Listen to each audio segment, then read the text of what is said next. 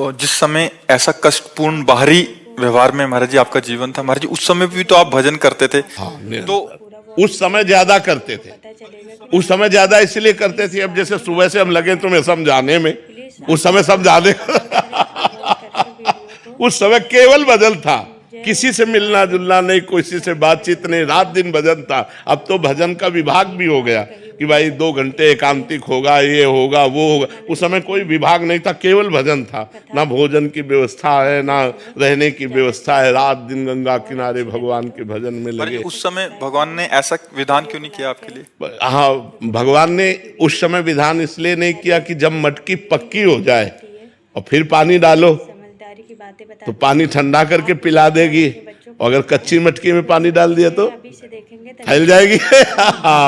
उस समय कच्ची मटकी थे, अगर ये सुविधा दे देते तो फैल जाते। अब भगवान की कृपा से इस सुविधा का कोई फर्क नहीं है। जो हमारा लक्ष्य है वो हमारे साथ है।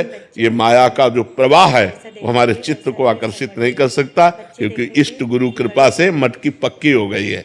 तो भगवान ने ऐसी कृपा की कि बिल्कुल संभाल करके ऐसे लाए, और जब ये दिया तब भोगने लायक नहीं रखा। देखो कितने चतुर खिलाड़ी हैं। जब हम खाने लायक थे, जब हम भोगने लायक थे, तब भोग नहीं दिया, और जब भोग दिया तो भोगने लायक नहीं रखा। वो बड़े खिलाड़ी है, वो बड़े कृपालु है, कैसे जीव को बचाते थे। इसलिए भगवान ने उस समय नहीं दिया कि उस समय मटकी कच्ची थी। अगर विषय रूपी पानी डाल दिया जाता तो फैल सकती थी। आज मटकी पक्की कर दी और फिर उसमें भर दिया, तो अब वो ठंडा जल दूसरों को सुख प्रदान कर रहा है।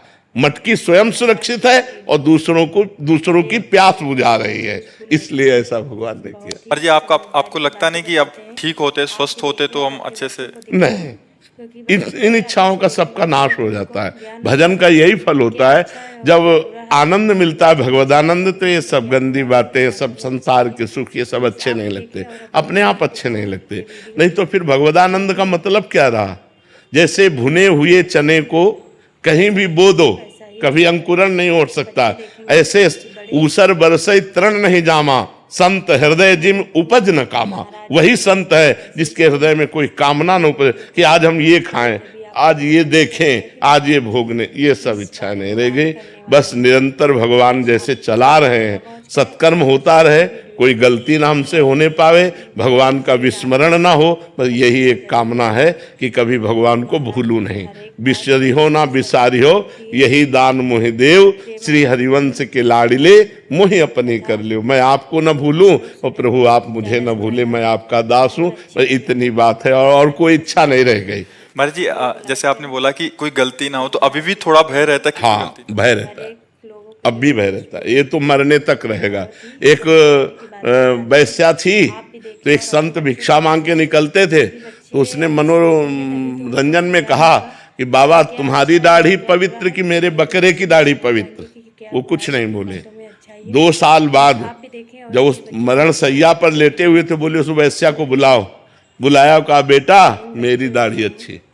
बोले बाबा ये बात उस समय क्यों नहीं कही? बोले इसलिए नहीं कही कि कभी कुछ हो सकता है। आज मैं मरने जा रहा हूं, अब कुछ नहीं हो सकता, इसलिए दाढ़ी मेरी पवित्र है। तो देखो माया बड़ी बलवान है, बड़े बड़े ब्रह्म ऋषियों को भी आकर्षित कर लेती है। हम तो बहुत छोटे जीव हैं, इसलिए हम भगवान के सहारे हैं। भय यही रहता है कि भगवान को भूल ना जाऊं, कहीं कोई गलती ना हो जाए। ऐसा मेरे जीवन भर भय बना रहेगा। जब तक शरीर रहेगा तब तक ये भय बना रहेगा कि मेरे से कोई गलती ना हो जाए, और भगवान निरंतर भजन चलता रहे, कहीं भगवान को भूल कर माया में न फंस जाऊं। ये डर बना रहता है, ये डर है कि कहीं भगवान को भूल न जाऊं, कहीं माया में ऐसा कोई आकर्षण ना हो जाए जो भगवान का चिंतन छोड़कर माया का चिंतन होने लगे। क्योंकि शिव विरंच का मोह ही, माया कैसी है? शिव विरंची का मोह को है बपुरान, अस जिय जान भजी मायापति भगवान। ऐसी भगवान की माया की बड़े बड़े ईश्वर कोटि के लोगों को भी मोहित कर ले, तो अपने क्षुद्र जीव हैं, अपने मोहित हो जाए तो कौन सी बड़ी बात है। बड़े बड़े ब्रह्म ऋषियों को नचनी नाच नचा दिया। जो माया सब जगह ही नचावा, जासु चरित लख काहू न पावा।